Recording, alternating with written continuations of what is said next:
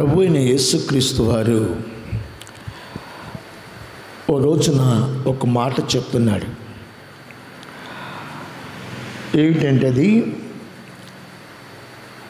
మీ తండ్రి అయిన అబ్రహాము నా దినము చూతునని మిగుల ఆనందించెను అంటున్నాడు. యోహాను సువార్త 8వ అధ్యాయం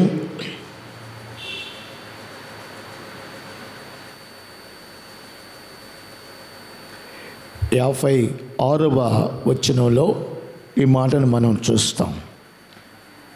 మీ తండ్రి అయిన అబ్రహాము నా దినము చూతునని మిగుల ఆనందించను, అది చూచి సంతోషించెను. Praise the lord. ప్రియమైన వాళ్ళరా, బాగా గమనించండి. ప్రభువైన యేసుక్రీస్తు వారు తన నోటితో స్వయముగా తెలియచేసినటువంటి మాట అదే. అబ్రహాము ఎప్పుడు పుట్టారు? యేసు ప్రభు వారు ఎప్పుడు పుట్టారు? యేసు ప్రభు వారు ఎప్పుడు పుట్టారు? మనం చెప్తాము, మనం అయ్యా ఇంచుమించు 2000 సంవత్సరాల క్రితం ప్రభు ఈ లోకంలో జన్మించి అనేక మంది రక్షించబడట కొరకు ఆయన తన ప్రాణాన్ని పెట్టారయ్యా అని చెప్తాం. మరి అబ్రహాం ఎప్పుడు పుట్టారు? అయితే ప్రభు చెప్తున్నారు, ఏమని చెప్తున్నారు? మీ తండ్రి అయిన అబ్రహాము నా దినము చూతునని మిగుల ఆనందించాడట. నా దినము చూతునని మిగుల ఆనందించాడు, అది చూచి సంతోషించాడు అంటున్నాడు. అది చూచి, నా దినమును చూచి, నేను జన్మించిన దినమున లేక నేను ఈ లోకమునకు ప్రత్యక్షమైన దినమును చూచి ఆయన సంతోషించాడట. చూచి ఆయన సంతోషించాడు అనే మాటని ఇక్కడ తెలియచేస్తున్నాడు. ఇంకా మనం కొంచెం ముందుకు వెళ్తే ఎలా చూశాడు? మీరు సమాధానం చెప్పగలరా? ఎలా చూశాడు అని? ఎలా చూశాడు? అబ్రహాం పాత నిబంధనలో జన్మించినటువంటి మన పితరుడు, విశ్వాసులకు తండ్రి. అయితే ప్రభువైన యేసుక్రీస్తు వారు జన్మించిన తర్వాత అది క్రొత్త నిబంధన. అంటే అప్పటికి ఇప్పటికి కొన్ని వేల సంవత్సరాలు తేడా ఉంది. అయితే అప్పటి అబ్రహాము యేసు ప్రభు వారిని చూశారట, చూసి సంతోషించారంట ఆయన దినమును చూచి. మరొక మాట కూడా చూస్తాం. గలతీయులకు రాసిన పత్రిక 3వ అధ్యాయం 8వ వచనాన్ని మనము చూస్తే, అపోస్తలుడైన పౌలు గలతీ సంఘంకు రాసినటువంటి పత్రిక 3వ అధ్యాయం 8వ వచనంలో మనం చూస్తే అక్కడ ఒక చిన్న క్లారిఫికేషన్ మనకి కనబడుతుంది. చదువుకుందాం, చూడండి. 3వ అధ్యాయం 8వ వచనంలో ఏమనుంది? దేవుడు విశ్వాస మూలముగా అన్యజనులను నీతిమంతులుగా తీర్చునని లేఖనము ముందుగా చూచి, నీ యందు అన్యజనులు అందరూ ఆశీర్వదింపబడుదురు అని అబ్రహామునకు సువార్త ముందుగా ప్రకటించెను. దేవునికి స్తోత్రం. ఎవరు ప్రకటించారు? అబ్రహామునకు ముందుగా సువార్తను ప్రకటించారంట ప్రభువైన యేసుక్రీస్తు వారు. మరలా చదువుకుందాం ఆ మాటని. దేవుడు విశ్వాస మూలముగా అన్ని జనులను నీతిమంతులుగా తీర్చునని లేఖనమునందు ముందుగా చూచి, నీ యందు అన్యజనులు ఆశీర్వదింపబడుదురు అని అబ్రహామునకు సువార్తను ముందుగా ప్రకటించను. అనగా యేసు ప్రభు వారి నోట అబ్రహాము మరి సువార్తను విన్నట్టుగా ఇక్కడ అపోస్తలుడైన పౌలు తేటగా తెలియచేస్తున్నాడు. ఎలాగా సువార్తను ప్రకటించాడు? ఎందుకు ప్రకటించాడంటే అన్యజనులు అందరూ నీతిమంతులుగా తీర్చబడతారు. ఎట్లా తీర్చబడతాడు? అబ్రహాము దేవుని నమ్మెను, అది అతనికి నీతిగా ఎంచబడిన. దేవునికి స్తోత్రం. విశ్వాసం మూలముగా నీతిమంతులుగా తీర్చబడతారు అనేటువంటి ఆ సత్యాన్ని ఇక్కడ మనకు తెలియచేస్తున్నారు.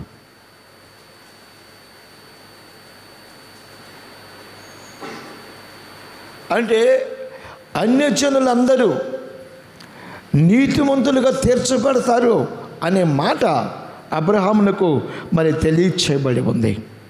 మరి ఈ అన్యజనులుగా తీర్చబడతారని ఎవరు చెప్పారు అంటే ప్రభువైన యేసుక్రీస్తు వారు సువార్తను ముందుగా ప్రకటించారట. అక్కడ అంటాడు, కాబట్టి విశ్వాస సంబంధులే విశ్వాసము గల అబ్రహాముతో కూడా ఆశీర్వదించబడుదురు. దేవునికి స్తోత్రం. హల్లెలూయా. విశ్వాస సంబంధులే విశ్వాస మూలముగా వారు ఆశీర్వదించబడతారు. అదే అధ్యాయంలో 16వ వచనంలో కూడా మనము చూసినట్లయితే అక్కడ ఏమని రాస్తున్నారంటే, అబ్రహామునకు అతని సంతానమునకును వాగ్దానములు చేయబడిను. ఆయన అనేకులను గూర్చి అన్నట్లు సంతానములకును అని చెప్పక ఒకరిని గూర్చే అన్నట్టే నీ సంతానమునకు అనెను. ఆ సంతానము క్రీస్తు. చప్పట్లు కూడా దేవుని మహింపరచుకుందాం. ఆ సంతానము క్రీస్తు. ప్రియమైన దేవుని బిడ్డలారా, మరలా ఈ మాటని మనము చదువుకుందాం అర్థం చేసుకునేందుకొరకు. ఏమన్నాడు? అబ్రహామునకును అతని సంతానమునకును వాగ్దానములు చేయబడెను. అబ్రహామునకును అతని సంతానమునకును వాగ్దానములు చేయబడెను. అంటే సంతానమునకు అంటే సంతానం ఒకటే, సంతానములు అనలా. అక్కడ అదే మాట వాడుతున్నాడు. ఆయన అనేకులను గూర్చి అన్నట్టు సంతానములకును అని చెప్పక ఒకని గూర్చే అన్నట్టు నీ సంతానమునకు అనెను. ఆ సంతానము క్రీస్తే. దేవునికి స్తోత్రం. ఇప్పుడు చెప్పండి, అబ్రహాము క్రీస్తును చూశారా లేదా? అబ్రహాము క్రీస్తు నోట సువార్తను విన్నాడా లేదా? అబ్రహాము సంతానముగా ప్రభువైన యేసుక్రీస్తు వారు మనకి ఇక్కడ కనబడుతున్నారా లేదా? ఒకసారి ఆలోచించండి. ఎందుకని ఈ మాటలు చెప్పడం జరుగుతూ వస్తుందంటే, అబ్రహాము క్రీస్తును చూచెను, ఆయన దినమును చూచెను అనే మాటని ఇక్కడ మనం చూస్తున్నాం, అది తెలుసుకుంటున్నాం. హెబ్రీయులకు రాసిన పత్రికలో కూడా మనం ఒక మాట చూస్తాం. హెబ్రీయులకు రాసిన పత్రిక 11వ అధ్యాయం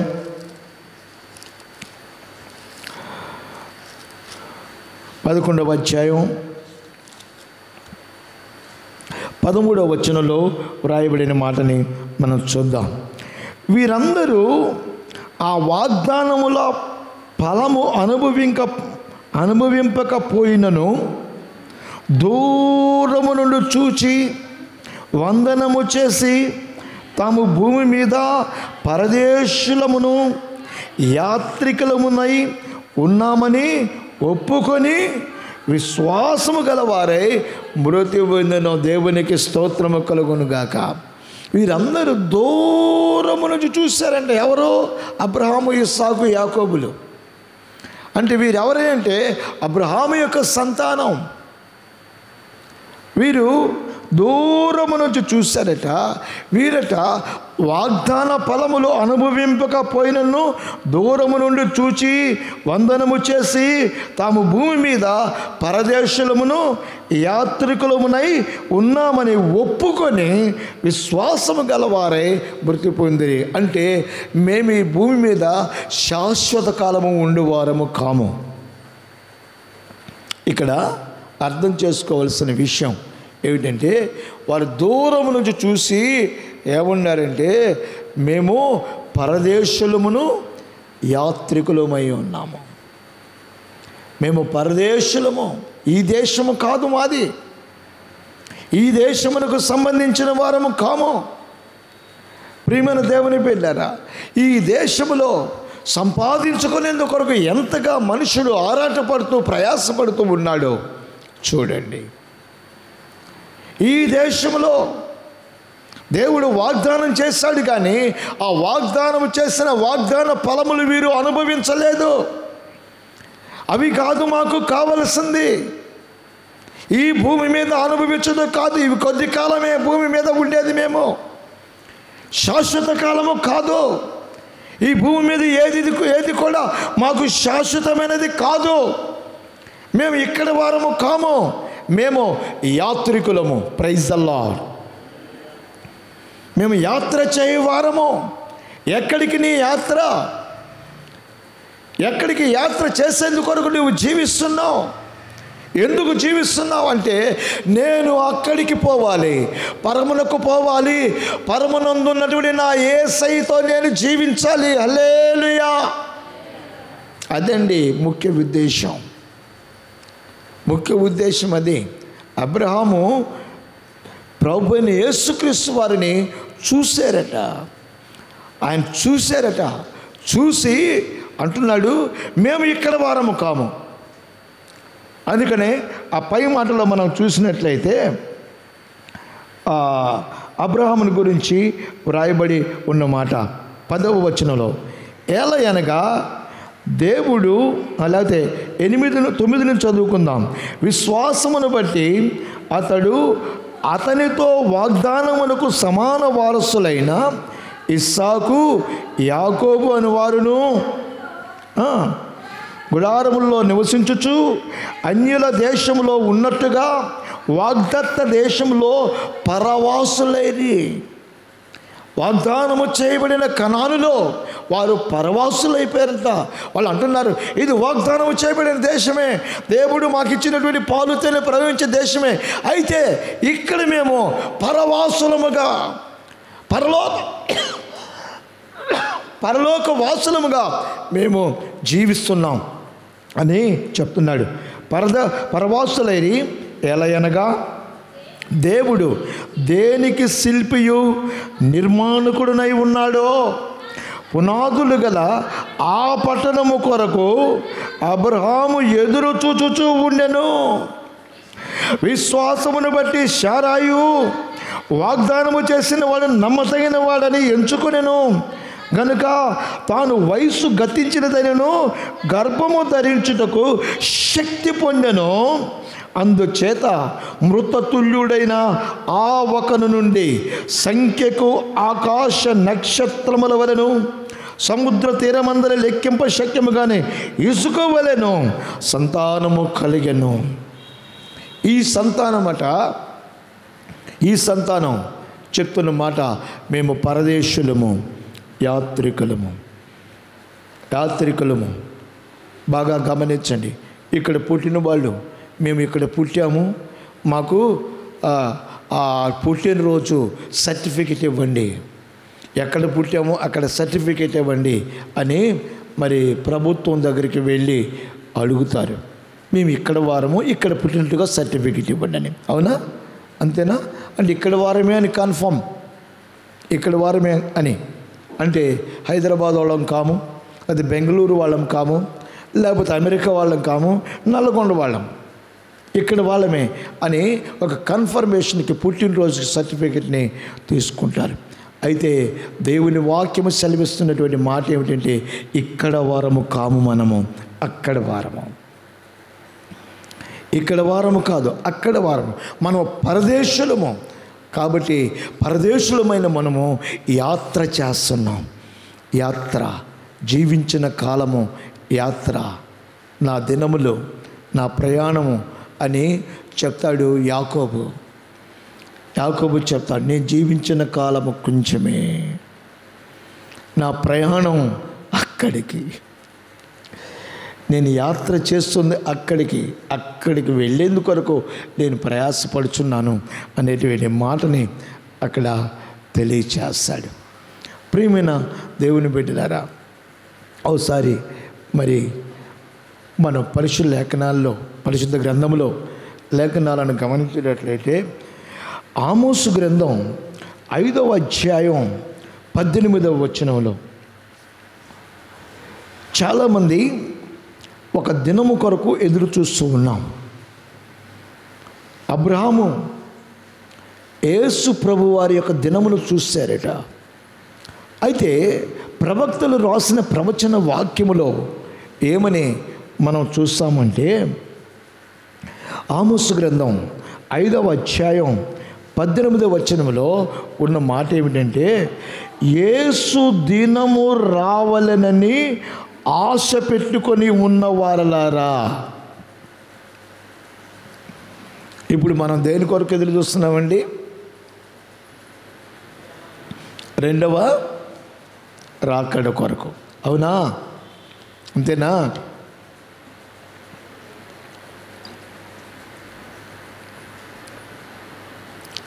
ప్రభువు రాకడ కొరకు మనము ఎదురు చూస్తూ ఉన్నాం. అయితే ప్రవక్త అయిన ఆమోసు ఏమంటున్నాడంటే, ఇక్కడ యెహోవా దినమని ఉంది, కానీ మనం యేసు దినమని చదువుకుందాం. యేసు దినము రావాలని ఆశ పెట్టుకొని ఉన్న వారలారా, మీకు శ్రమ. యేసు దినము వచ్చుట వలన మీకు ప్రయోజనమేమి? అది వెలుగు కాదు, అంధకారము. చాలమ్మా. ఆ దినము వెలుగు కాదు, అంధకారము. ఎందుకని ఇంత కఠినంగా చెప్తున్నాడంటే, నీవు ఆ అంధకార దినము కొరకు కనిపెట్టుకుని ఉండటం వలన నీకేమి ప్రయోజనం? అది వెలుగు కాదు, అది శ్రమ దినం. నీవు నీతిమంతుడు అయితే, దేవుని రాజ్యము కొరకు కనిపెట్టుకున్న వ్యక్తివైతే, అది నీకు ఆశీర్వాదం, అది నీకు వెలుగు.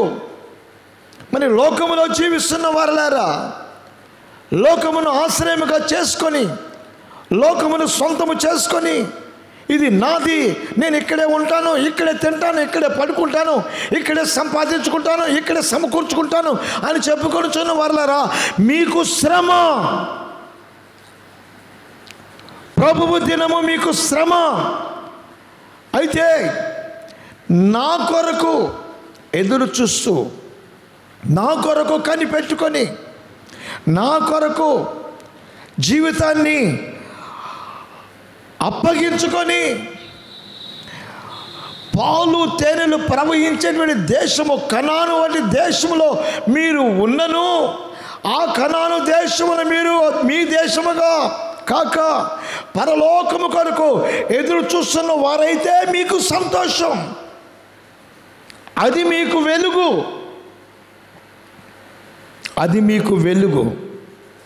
లేదయ్యా, మేము ఇక్కడే సంపాదించుకున్నాం, ఇక్కడే ఉన్నాం, మాకు బంగళాలు ఉన్నాయి, మాకు కార్లు ఉన్నాయి, అయ్యో మాకు పొలాలు ఉన్నాయి, మాకు స్థలాలు ఉన్నాయంటే అని వాటినే ఆశ్రయంగా చేసుకొని, వాటి కొరకే కనిపెడుతూ, వాటితోనే జీవిస్తున్న వ్యక్తిగా నీవు ఉన్నట్లయితే, ఆ దినము నీకు శ్రమ దినము.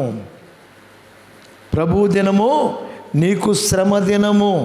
జాగ్రత్త అనేటువంటి విషయాన్ని ఇక్కడ చెప్తూ వస్తున్నాడు.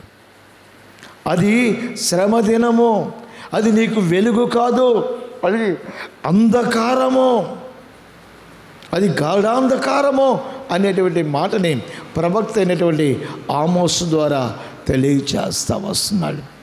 కాబట్టి ప్రియమైన సహోదరి సహోదరులారా, మనము యాత్రికులమైతే, మనము ఎక్కడికి వెళ్ళవలసిన వారమైతే, దేవుడు దేనికి శిల్పియు నిర్మాణకుడనై ఉన్నాడో పునాదులు గల ఆ యొక్క పరలోక పట్టణమునకు మనము ప్రయాణము చేయవలసిన వారమై ఉన్నాం.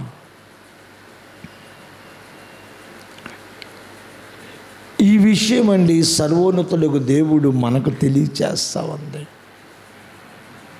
మన ప్రయాణము అక్కడికి, దేవుడు మన కొరకు నియమించినటువంటి చోటుకి, అక్కడికి నీవు వెళ్ళాలి అంటే అబ్రహాము వలె విశ్వాసము కలిగిన వ్యక్తిగా ఉండాలి. అబ్రహాము వలె ఆశీర్వదించబడిన వ్యక్తిగా ఉండాలి. అబ్రహాము వలె నీతి న్యాయములతో జీవము గల దేవుని ఆరాధించేటువంటి వ్యక్తిగా ఉండాలి. అబ్రహాముని గురించి పరిశుద్ధ గ్రంథములో వ్రాయబడినటువంటి మాట ఏమిటంటే, ఆయన పరదేశంలో ఉన్నాడని చెప్తున్నాడు ప్రభు యేసుక్రీస్తు వారు. ఓ ధనవంతుడు ఉన్నాడు. అతడు ఖరీదైనటువంటి ఓదారంగు వస్త్రంలో ధరించుకుని వాడై ఎంతో హ్యాపీగా సంతోషంగా భూమి మీద ఉన్నాడు. నా ప్రాణమా తినుము త్రాగుము సుఖించుము అని సుఖాన్ని అనుభవిస్తూ ఉన్నవాడిగా ఉన్నాడు. అయితే అక్కడే ఒకడున్నాడు. వాడు ఎవరంటే లాజరు రోగిష్ఠుడు, పుండ్లతో బాధపడుతున్నవాడు, ఆకలితో అలమటించేవాడు. వీడు ఆ ధనవంతుని యొక్క భోజనపు బల్ల నుంచి క్రింద పడినటువంటి రొట్టె ముక్కలను తింటూ ఆ రొట్టె ముక్కలతో ఆకలి తీర్చుకునేవాడు. కుక్కలు వచ్చి అతని గాయాలు నాకుతూ ఉండుంటే వాటిని తోలుకుంటా ఏమి చేయలేని పరిస్థితిలో ఉన్నవాడు. అయితే దేవుని భయము కలిగిన వాడు, దేవునికి స్తోత్ర, హల్లెలూయా. అతడు గాయాలతో ఉన్నవాడైనా, అతడు అనారోగ్యంతో ఉన్నవాడైనా, ఆకలితో అలమటించేవాడైనా, దరిద్రుడు అయినా, కుక్కలు వచ్చి అతని నాకుచున్నా అతడు జీవము కలిగిన దేవునికి ఏ మాత్రము కూడా దూరమైన వాడు కాడు. దేవునితో సహజీవనం చేసినటువంటి వాడు. బైబిల్లో రాయబడి ఉంది, ఆ లాజరు చనిపోయాడు, ధనవంతుడు చనిపోయాడు. అయితే లాజరేమో అబ్రహాము రొమ్మున ఆనుకొని ఉన్నాడు. చప్పట్లు కూడా దేవుని మయంపరుచుకుందాం. ధనవంతుడైతే ఆరని అగ్నిగుండంలో మలమల మాడుతూ కాలిపోతూ పైకి చూస్తున్నాడు. పైకి చూస్తే అక్కడ ఎవరున్నారా అంటే యాత్రికుడు ఉన్నాడు. అక్కడ దేవునికి స్తోత్ర, పరదేశి ఉన్నాడు అక్కడ. ఆయన పేరే అబ్రహాం. ఆ అబ్రహాము దగ్గర ఎవరున్నారా అంటే దేవుని భయము కలిగిన దరిద్రుడు ఉన్నాడు, దేవుని భయము కలిగిన ఆకలితో అలమటించేవాడు ఉన్నాడు, దేవుని భయము కలిగినటువంటి ఆ కుక్కలు నాకుతున్నవాడు కూడా ఏ మాత్రము కూడా అసహించుకోకూడదు, దాన్ని త్రోసివేసి మరి ఆ ధనవంతుని యొక్క ఇంటిలో భోజనపు బల దగ్గర మరి ఆకలితో అలమటిస్తూ క్రింద పడిన రొట్టె ముక్కలు తిన్నటువంటి లాజరు ఉన్నాడు. అబ్రహాము రొమ్మున ఉన్నాడు. ఇప్పుడు అబ్రహాము ఎక్కడ ఉన్నాడంటే అదిగో అక్కడ ఉన్నాడని ప్రభు యేసుక్రీస్తు వారు చెప్తూ వస్తున్నారు. ఈ ధనవంతుడు చూశాడు, తండ్రివైన అబ్రహామా నీ వద్ద ఉన్నాడే లాజరు, నీ రొమ్మును ఆనుకొని ఉన్నాడే, వాడు తన చిటికిన వ్రేలితో వేలిని నీళ్ళల్లో ముంచి నా నాలుక మీద ఆ నీటిని చల్లునట్లుగా పంపించవా అని అబ్రహాముని అడుగుతున్నాడు ఈ ధనవంతుడు. ఇప్పుడు నేను ధనవంతుడు ఎక్కడ ఉన్నాడు చెప్పడం గురించి కాదు, కానీ అబ్రహాము ఎక్కడ ఉన్నాడు, దేవునికి స్తోత్రము కలుగును గాక. అది ఈ పరదేశి యాత్రికుడు దేవుని యందు విశ్వాసం ఉంచిన వాడు ఎక్కడ ఉన్నారు అంటే అదిగో పరదేశంలోనే ఉన్నాడు. ఆయన పరదేశంలోనే ఉన్నాడు. దేవుడు ఈరోజు మనకు ఆయన అక్కడ ఉన్నాడని తెలియచేసేందుకు కొరకు మనకు తేటగా వివరిస్తున్నట్టు వివరణ ఇది. అయితే దేవుని బిడ్డలకు ప్రభు యేసుక్రీస్తు వారు చెప్పేటువంటి ఒక మాటని నేను మీకు తెలియచేయాలని ఆశపడుతున్నాను. చూడండి, లూకా సువార్త 17వ అధ్యాయం 17వ అధ్యాయం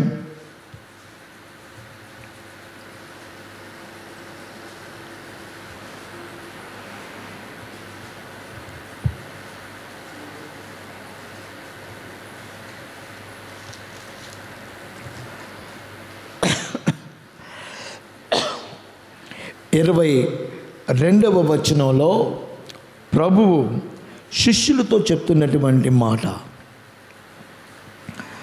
ఆయన తన శిష్యులతో ఇట్లనెను, మనుష్య కుమారుని దినములలో ఒక దినము చూడవలనని మీరు కోరు దినములు వచ్చును కానీ మీరు ఆ దినమును చూడరు. గమనించండి, కొంచెం మైండ్ దగ్గర పెట్టి ఆలోచించండి. మనుష్య కుమారుని దినములలో ఒక దినము చూడవలనని మీరు కోరు దినములు వచ్చును కానీ మీరు ఆ దినాన్ని చూడరు, ఆ దినమును మీరు చూడరు అని ప్రభు చెప్తున్నాడు. ప్రభు దినమును మీరు చూడరు అని చెప్తున్నాడు. ఎవరండి వీళ్ళు వింటున్న వాళ్ళు? యేసు ప్రభుని వెంబడించిన వాళ్ళు. ఎవరండి వీళ్ళు? తమకున్న సమస్తమును పెంటతో సమానముగా చేసుకొని నిత్య రాజ్యం కొరకు యేసయ్యని వెంబడించినటువంటి వారు. తమకున్న ఆస్తి పాస్తులను ప్రక్కన పెట్టి యేసు ప్రభువు కొరకు త్యాగము అయిపోయి, వ్యాపారాలు వదిలిపెట్టి, ఉద్యోగాలు వదిలిపెట్టి, ఇంటి వారిని విడిచిపెట్టి యేసయ్యని వెంబడించిన వారు. ఆ వెంబడించిన వారితో యేసు ప్రభు వారు చెప్తున్నారు, మనుష్య కుమారుని దినములు చూడాలని మీరు అనుకుంటారు కానీ మీరు కోరు దినములు వచ్చును కానీ మీరు ఆ దినమును చూడరు అని చెప్తూ అన్నాడు. వారు ఇదిగో ఇక్కడనని అదిగో అక్కడనని మీతో చెప్పిన ఎడల వెళ్ళకుడి, వెంబడింపకుడి. ఆకాశము క్రింద ఒక దిక్కు నుండి మెరుపు మెరిసి ఆకాశము క్రింద మరి ఒక దిక్కునకేలాగు ప్రకాశించును, అలాగున మనుష్య కుమారుడు తన దినమున ఉండును. అంటే ఆ దినము నీ జీవితానికి ఎంత భయంకరమైనదో ఒక్కసారి గమనించు. ఆ దినము, మనుష్య కుమారుని దినము ఎటువంటిదో ఒక్కసారి గమనించు. అందుకని ఆ దినము కొరకు నువ్వు చూడవద్దు. ఓసారి పాస్టర్ గారు ఇట్లాగే సంఘములో వాక్యం చెప్తూ, ప్రభు రాకడ సమీపముగా ఉన్నది, ఆయన రాకడ రెప్పపాటున ఉంటుంది కాబట్టి ఆ రాకడలో ఎత్తబడేవారిగా ఉండుట కొరకు మీరు మీ జీవితాలని ప్రభువునికి అప్పగించుకుని వారై, మారు మనసు లేని వారైతే మారు మనసు పొందండి, బాప్తిసం పొందండి, పరిశుద్ధాత్మను పొందండి, నిత్య రాజ్యము కొరకు మీరు కనిపెట్టి ఉండండి అని చెప్పినప్పుడు ఒక తల్లి, ముసలమ్మ, అంటే అంత ముసలమ్మ ఏం కాదు కానీ ఆమె వాక్యం వింటూ ఉంది. వింటూ ఏడు చేస్తుంది, కన్నీళ్ళు వచ్చేస్తున్నాయి, తట్టుకోలేకపోతుంది. ఏంటి తెలుసా కారణం? నేను మారు మనసు పొందాను, నేను బాప్తిసం పొందాను, నేను పరిశుద్ధాత్మను పొందాను, అయితే నా భర్తకి మారు మనసు లేదు, నా భర్తకి బాప్తిస్మము లేదు, ఆయనకు పరిశుద్ధాత్మ లేదు. మరి ఇవేమీ లేనటువంటి వ్యక్తి రెప్పపాటు కాలమున వచ్చేటువంటి ఆయన రాకడలో ఎత్తబడేటివాడిగా ఉంటాడా? అతను ఎత్తబడతాడా నా భర్త అని తన భర్త విషయమై గుండె బ్రద్దలయ్యేలాగా ఏడుస్తూ ఆరాధన అయిపోగానే ఇంటికి వెళ్ళింది. ఏడుపు ముఖంతో ఇంటికి వెళ్ళింది. భర్త ఇంట్లో ఉన్నాడు, ఫుల్గా తాగేస్తున్నాడు. ఈ మారు మనసు లేనాడు, ఫుల్గా తాగేస్తున్నాడు. తాగేసి గొనుగుతూ ఉన్నాడు, ఇష్టం వచ్చినగా మాట్లాడుతున్నాడు. అప్పుడు ఏమో ఆయన దగ్గరికి వెళ్ళింది. అన్నం తిన్నావా అని అడగట్లేదు, నీళ్లు తాగావా అని అడగట్లేదు, కానీ ఆయన చూసి ఏడ్చేస్తూ ఉంది. ఏడుస్తుంటే ఆయన అంటాడు, ఓయ్ ఏంటే ప్రార్థనకి వెళ్ళి ఏడుస్తూ ఉన్నావు, ఏమైంది నీకు అని అంటే, అయ్యా ఇవాళ పాస్టర్ గారు చెప్పారు, అయ్యా ప్రభు రాకడ సమీపముగా ఉన్నదంట, ఆయన దినము సమీపముగా ఉన్నదంట, అది రెప్పపాటున ఉంటుందంట అయ్యా, అయ్యా మెరుపు మెరిసినట్లుగా ఉంటుందంట అయ్యా మరి పరలోక రాజ్యములకు మరి నేను మాత్రమే వెళ్తానయ్యా, మరి నీ సంగతి ఏమిటయ్యా అని ఏడుస్తూ ఉందంట.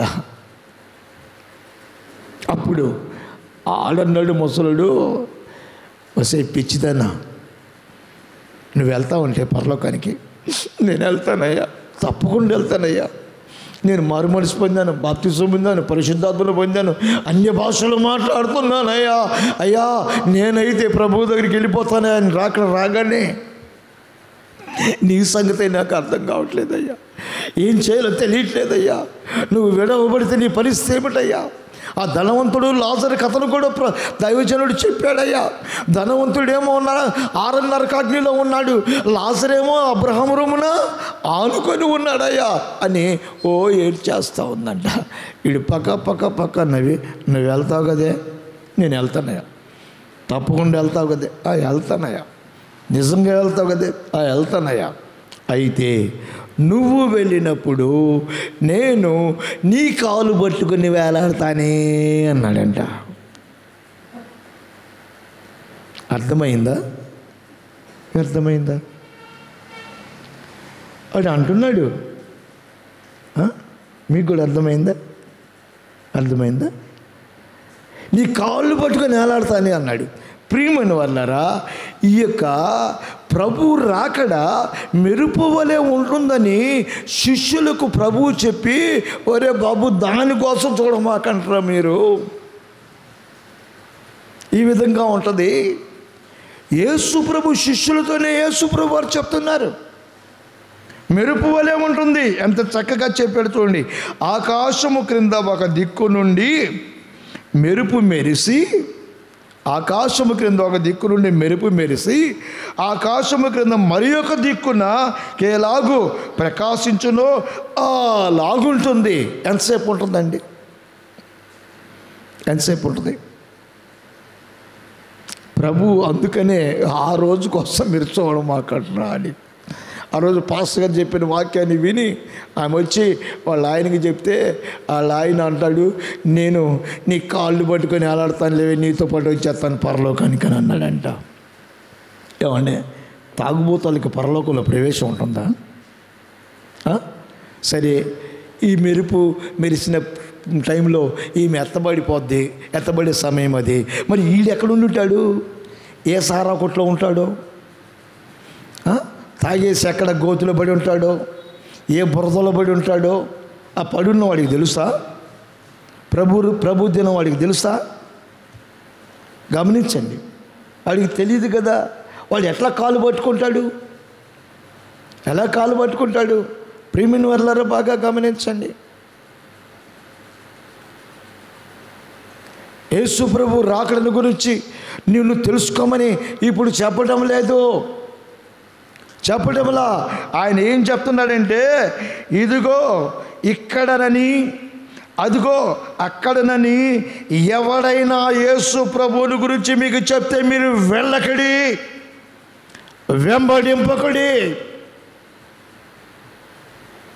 వెంబడించవద్దు.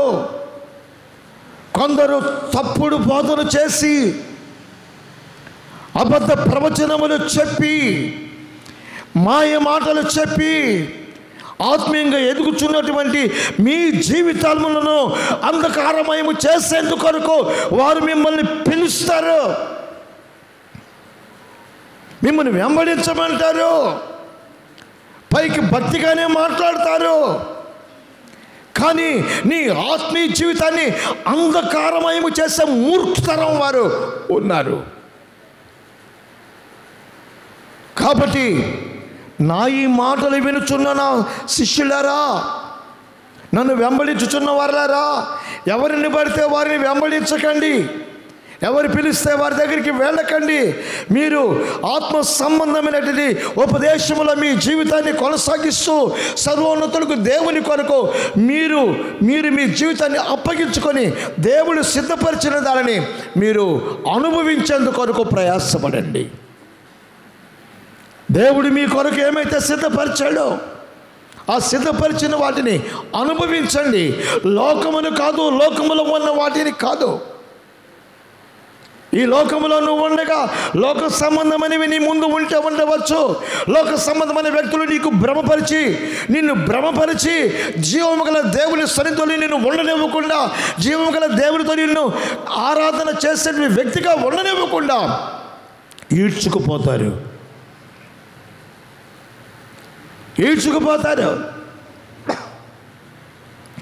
వారు ప్రభువుని గురించిన ఉపదేశం ఎరగని వారు, ప్రభువు మాటలకు వ్యతిరేకంగా జీవించేవారు, లోకంలో ఉన్న వాటిని అనుభవించేందుకు ఆశ కలిగిన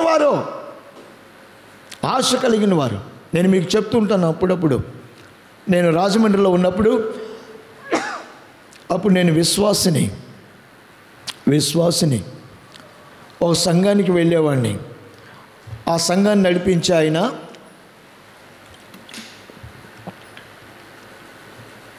ఉద్యోగస్తుడు, సేల్స్ స్టాక్ డిపార్ట్మెంట్లో యూడీసీ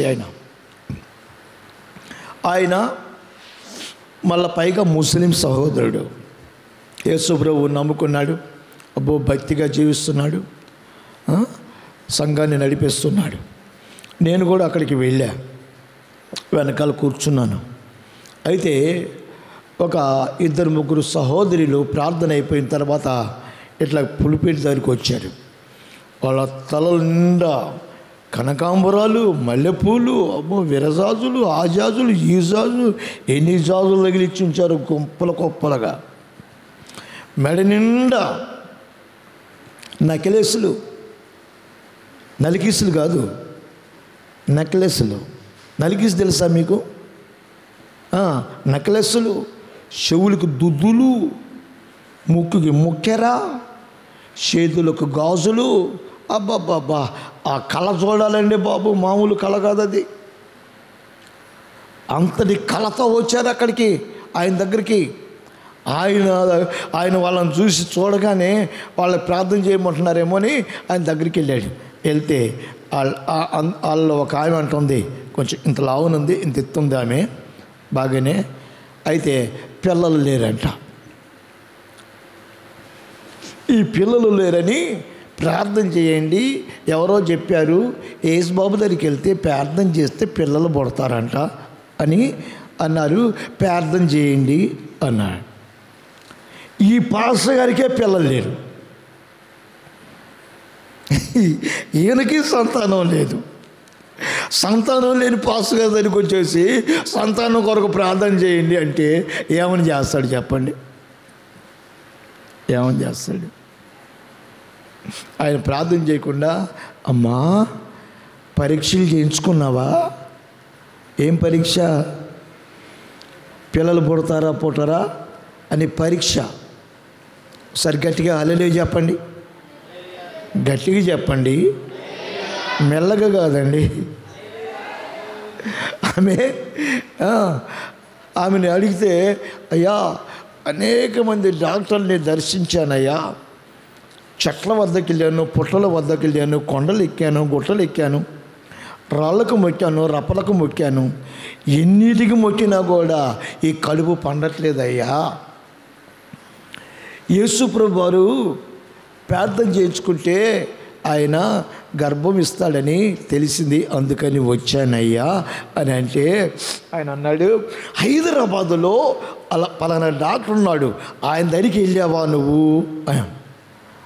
ఆయన ఎవరో తెలియదయ్యా, వెళ్ళలేదా? అయితే నేను చీటీ రాసిస్తాను, ఆయన నాకు బాగా తెలుసు, అడ్రస్ రాసిస్తాను, నువ్వు వెళ్ళి ఆయన దగ్గరికి వెళ్ళి పరీక్ష చేయించుకో, సంతానం కలుగుతుంది అని ఈయన చెప్పాడండి. వింటున్నారా? అనేసరికి ఈమె ఆశ్చర్యపోయి చూస్తుంది.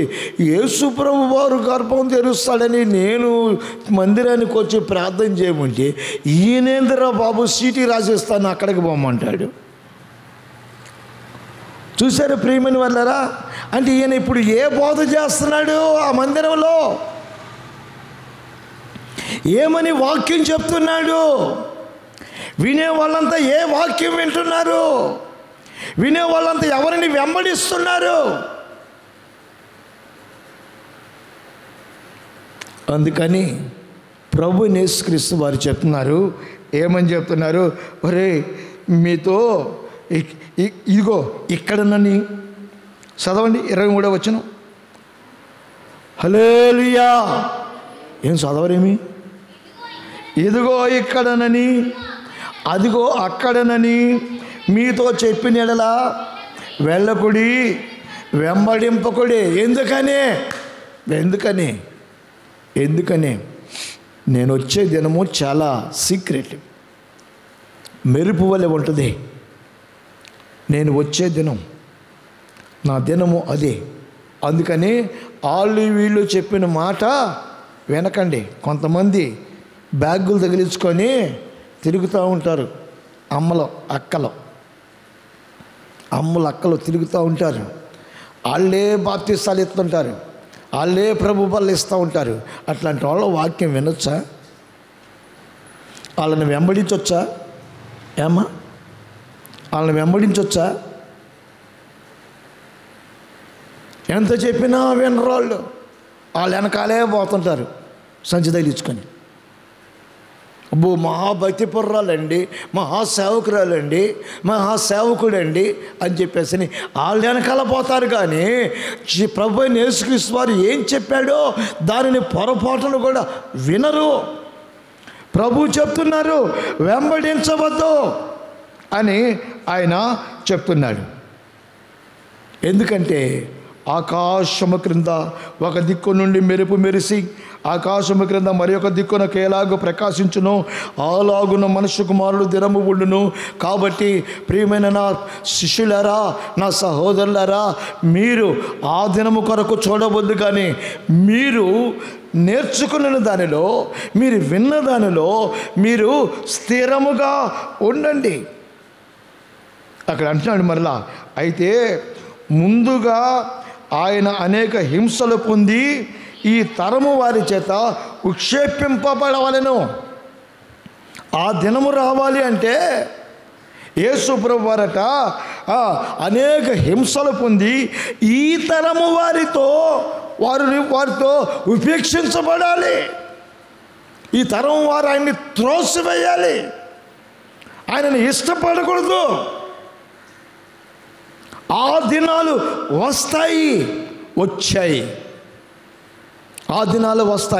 వచ్చాయి. అదే ఇద్దరు వ్యక్తుల గురించి ప్రభువు యేసుక్రీస్తు వారు చెప్పి ఉన్నారు. మరి 26వ వచనంలో మనం చూస్తే, నోవహు దినములలో జరిగినట్టు మనుష్య కుమారుని దినములలో జరుగును. నోవహు దినములలో జరిగినట్లు మనుష్య కుమారుని దినములలో జరుగును. నోవహు ఓడలోనికి వెళ్ళిన దినము వరకు జనులు తినుచు త్రాగుచు పెండ్లాడుచు పెండ్లికి ఇవ్వబడుచు ఉండిరి. అంతలో జల ప్రళయము వచ్చి వారినందరినీ నాశనము చేశాను. అది ఒక వ్యక్తిని గురించి చెప్తున్నాడు ప్రభు యేసుక్రీస్తు వారు. నా దినం ఎలాగుంటో తెలుసా? నోవహు దినములలో జరిగినట్టుగా ఉంటుంది. నోవహు 120 సంవత్సరములు వారికి ప్రకటించారు. 120 సంవత్సరాలు ప్రకటించారు. దేవుడు చెప్పినట్లుగా ఓడను సిద్ధపరిచాడు. ఆయన చెప్పిన కొలతలలో ఓడను సిద్ధపరిచాడు. అయితే ఆయన చెప్పినటువంటి మాటను, ఆ సువార్తను ఆనాటి ప్రజలు వినలేదు. ఏం చేస్తున్నారు అంటే తింటున్నారు, త్రాగుచున్నారు, పెండ్లాడుచున్నారు, పెళ్ళికి ఇవ్వబడుచున్నారు. ఏమేం చేస్తున్నారు వీళ్ళు? ఈనాటి పరిస్థితి ఎట్లా ఉందండి? ఎట్లా ఉంది? ఒరే బాబు, కరోనా కదా, కొంచెం 4 రోజులు ఆగొచ్చు కదా అంటే, కాదయ్యా మేము ఎప్పుడో పెట్టుకున్నాం ముహూర్తాలు, పెళ్ళి ఇప్పుడే అయిపోవాలి. ఎంతమంది పెళ్ళి ఇప్పుడే ఈ ముహూర్తానికి అయిపోవాలి. అమ్మాయి ఊరుకోట్ల, అబ్బాయి కూడా ఊరుకోట్ల, చేసేయమంటున్నారు. ఒరే బాబు, జనం రారురా, బంధువులు రారా, ఏమక్కర్లా, అటు 10 మంది ఇటు 10 మంది వస్తే చాలు, మా పెళ్ళి చేసేయండి. అవునా కదా? జరుగుతున్నాయి లేవా? అందుకని ప్రభుత్వం కూడా పర్మిషన్ ఇచ్చింది. ఇదిగో 10 మంది కంటే ఎక్కువ రాకూడదు, మీరు ఇటు 10 మంది అటు 10 మంది, విందులు చేయకూడదు, వినోదాలు చేయకూడదు, మూతికి మాత్రమో ముక్కర కాదు, మూతికి మాత్రం ఏంటిది, మాస్క్ అంట, మాస్క్ పెట్టండి, పెళ్లి కొడుకు పెళ్లి కూతురు కూడా పెట్టండి, పెళ్లి చేసేయండి. ఆగట్లా నా పెళ్ళో అని ఆనాడు నోవో కాలంలో ఏమన్నా అంతేనా? లాజరన్న బలి నవ్వుతున్నాడు. దేవుని స్తోత్రం. నా పెళ్ళో అని పెళ్ళికి ఇచ్చుకోవడం, పెళ్లి చేసుకోవడం, పెళ్ళికి తినటం, నిద్రపోవటం, తినటం, తాగటం, నిద్రపోవటం, నోవదిలో.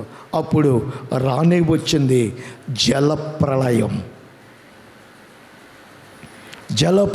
రానే వచ్చింది. నోవహు కుటుంబము దేవుడు చెప్పినట్లుగా పక్షులు, జంతువులు జంటలుగా ఓడలోకి వెళ్ళి అవి రక్షించబడ్డాయి, కాపాడబడ్డాయి. కానీ మాట వినని వారు, వాక్యమునకు లోబడని వారు, సువార్తను అంగీకరించని వారు నాశనమైపోయారు.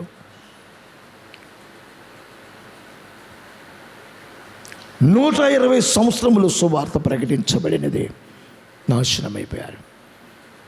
ఈ మాటని ప్రభు చెప్తున్నాడు. 2వ వ్యక్తి 28లో, లోతు దినములలో జరిగినట్టును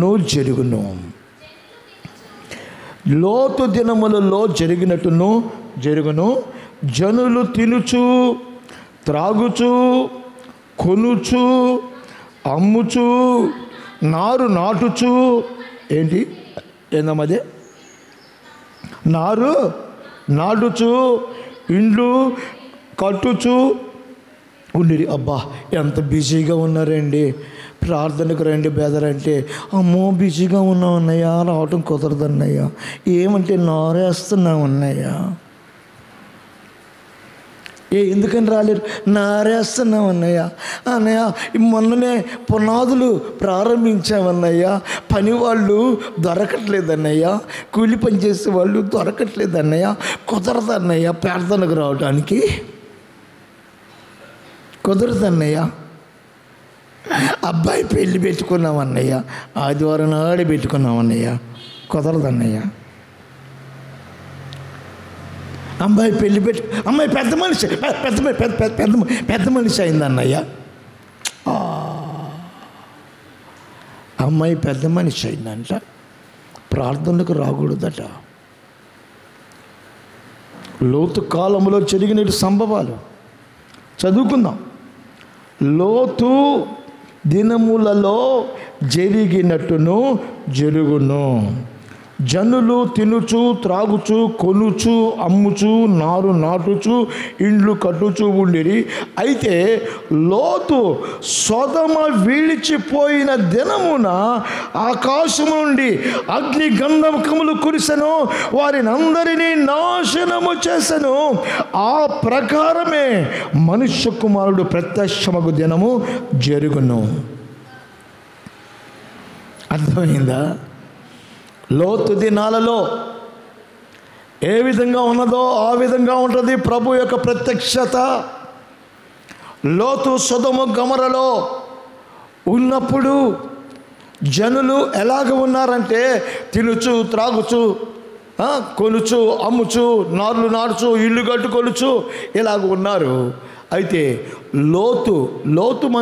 లోతుల గురించి పేతురు రాస్తాడు, నీతిమంతుడైనటువంటి లోతు అని రాస్తాడు. నీతిమంతుడైన లోతు. నోవహుని గురించి బైబిల్లో రాయబడిన మాట, నోవహు మాత్రమే నీతిమంతుడు అని వ్రాయబడి ఉన్నది. నోవహు మాత్రమే నీతిమంతుడు, లోతు మాత్రమే నీతిమంతుడు.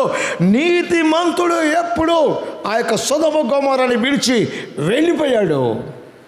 వెళ్ళిన వెంటనే ఆకాశము నుంచి అగ్ని గంధకములు పెళ్ళ పెళ్ళ పెళ్ళ పెళ్ళ పెళ్ళ పెళ్ళ రాలి ఆ సొదొమ గొమొర్ర ప్రాంతం అంతటిని తగలబెట్టేసినవి.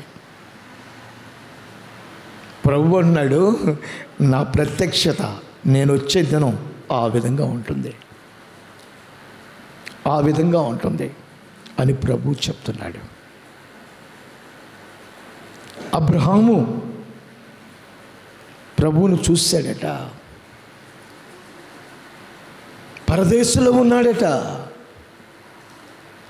మరి మనలను కూడా పరదేశు కొరకు ఆయన సిద్ధపరచుకొనుచున్నాడు. ఇంకా కొంచెం మీకు వివరణ తెలియజేస్తాను. 29వ వచనం నుంచి మనం చదువుకుందాం. అయితే లోతు సొదొమ విడిచిపోయిన దినమున ఆకాశము నుండి అగ్నిగంధకములు కురిసెను, వారినందరినీ నాశనము చేసెను. ఆ ప్రకారమే మనుష్య కుమారుడు ప్రత్యక్షమగు దినము జరుగును. ఆ దినమున మిద్దె మీద ఉండువాడు ఏంటో ఉండు తన సామాగ్రిని తీసుకొని పోవటకు దిగకూడదు.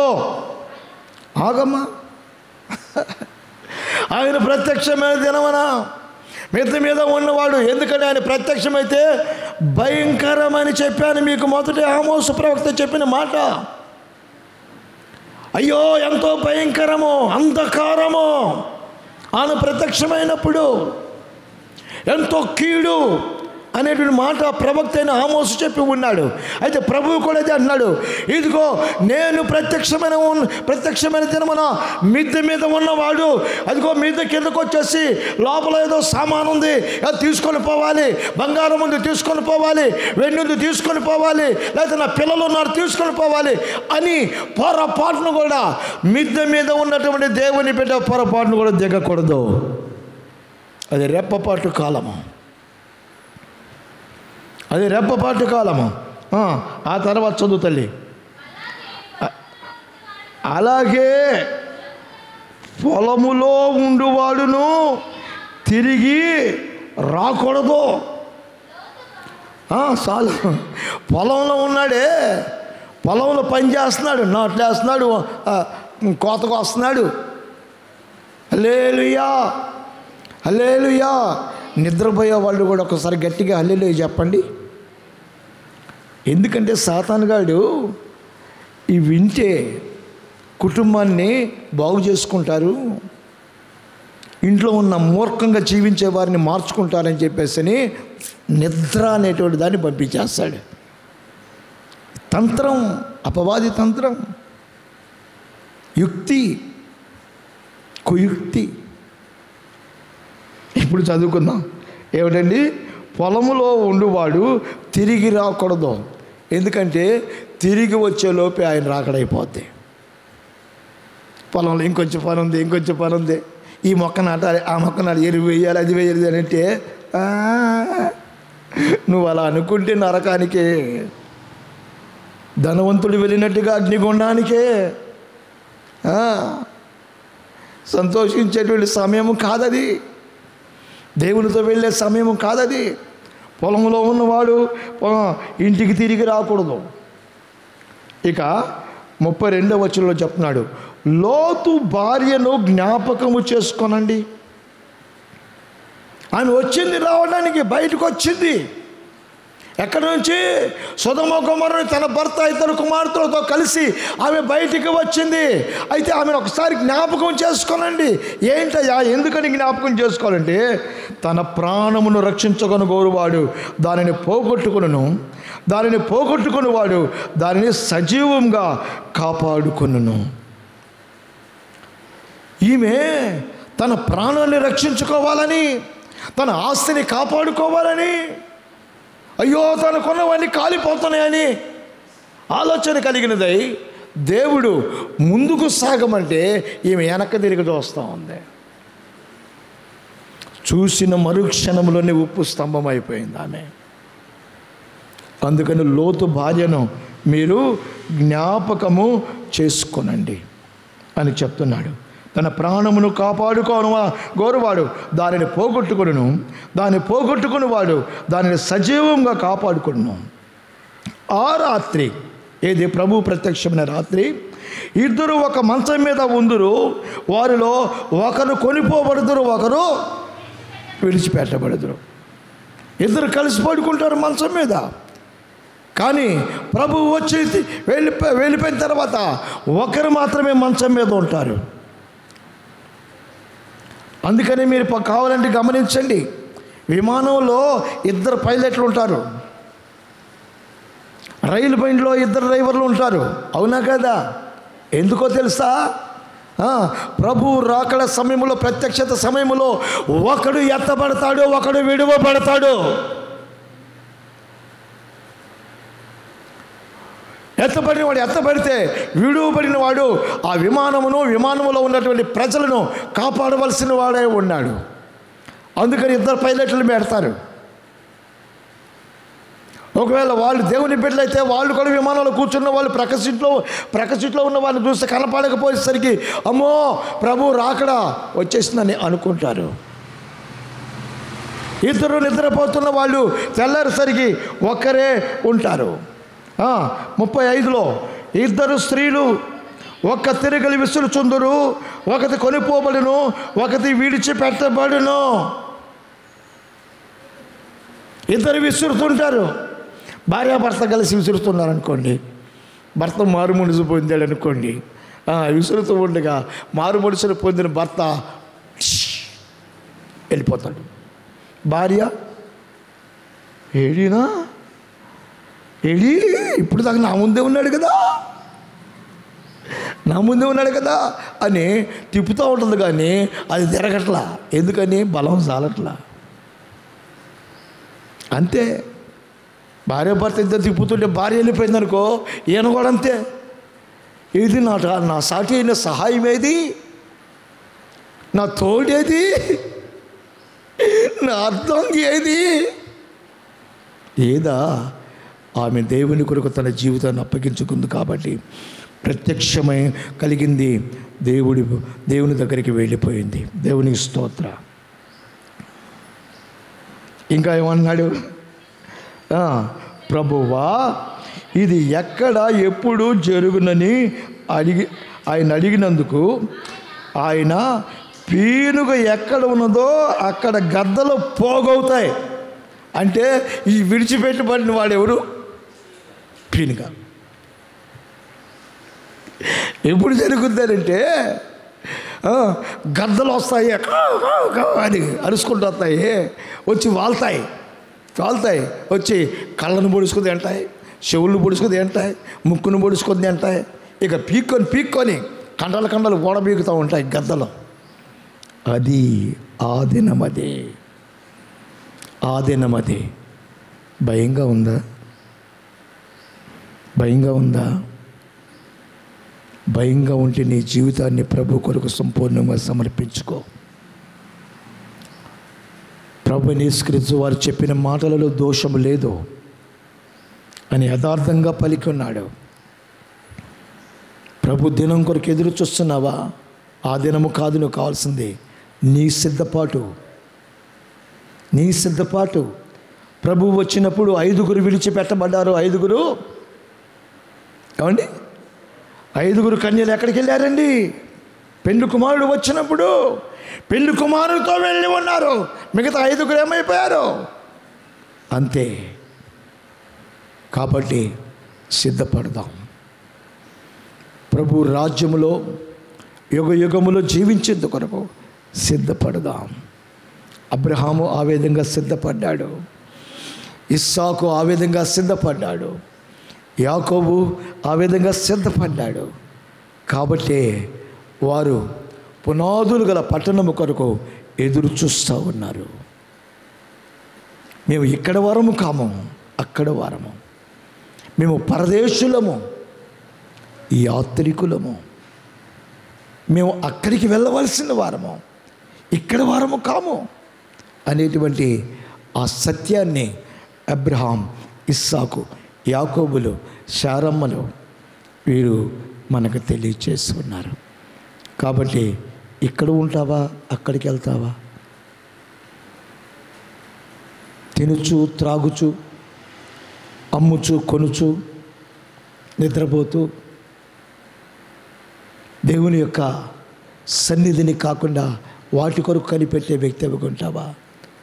నోవహు కాలంలో అలాగే జరిగింది. అందరు జలప్రళయంలో మునిగిపోయారు. లోతు కాలంలో అలాగే జరిగింది.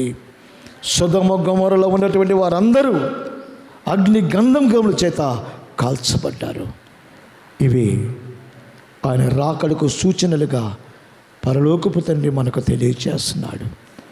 దేవుడు మనలను కాపాడునుగాక. మోకరించగలిగిన వారు మోకరించండి. తలలు ఉంచి కనులు మూసుకొని మన ప్రభు అయిన యేసుక్రీస్తు వారు చెప్పిన మాటలను ఒక్కసారి తలంచుకొనుచు ఆయన సన్నిధిలో ప్రార్థనాపూర్వకముగా మిమ్మల్ని మీరు అప్పగించుకొని ప్రార్థన చేసుకునండి.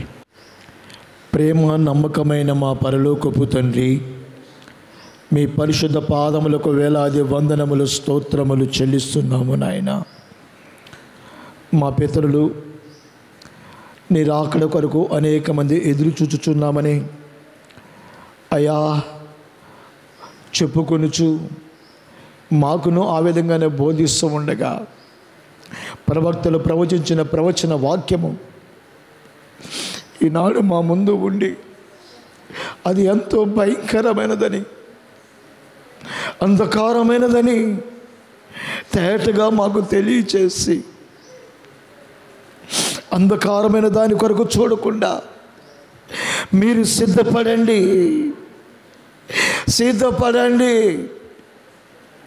సిద్ధలలో నూనెను పోసుకున్నటువంటి వారు ఆత్మచేత నింపబడిన వారై రాకడ కొరకు ఎదురు చూసినట్లుగా మాకు ఒక సిద్ధపాటు అవసరమని ఎటు పడితే అటు వెళ్ళక, ఎవరిని పడితే వారిని వెంబడించక, నీ కొరకు జీవించే జీవితములు కలిగిన వారముగా, నీ కృపలో దాచబడిన వారముగా మేము ఉండుట కొరకు మమ్మల్ని మీ సన్నిధిలో నిలుపుకున్న మా పరమ తండ్రి మీకు స్తోత్రములు చెల్లిస్తున్నాం. మా యేసయ్య నోవహు దినములను, లోతు దినములను మా ముందు ఉంచారు. అవి ఎప్పుడు జరుగుతాయి అని అంటే, ఎక్కడ పీనుగులు ఉంటాయో అక్కడ గ్రద్దలు చేరుతాయి. ఆ పీనుగు దగ్గరికి గ్రద్దలు చేరిన దినమే నీ జీవితంలో నీకు ఎదురవకుండా జాగ్రత్త పడమని, నేను నువ్వు కాపాడుకొనమని తేటగా సూటిగా మాకును వివరించిన మా పరమ తండ్రి మీకు వందనాలు చెల్లిస్తున్నాం. సహాయం చేయండి.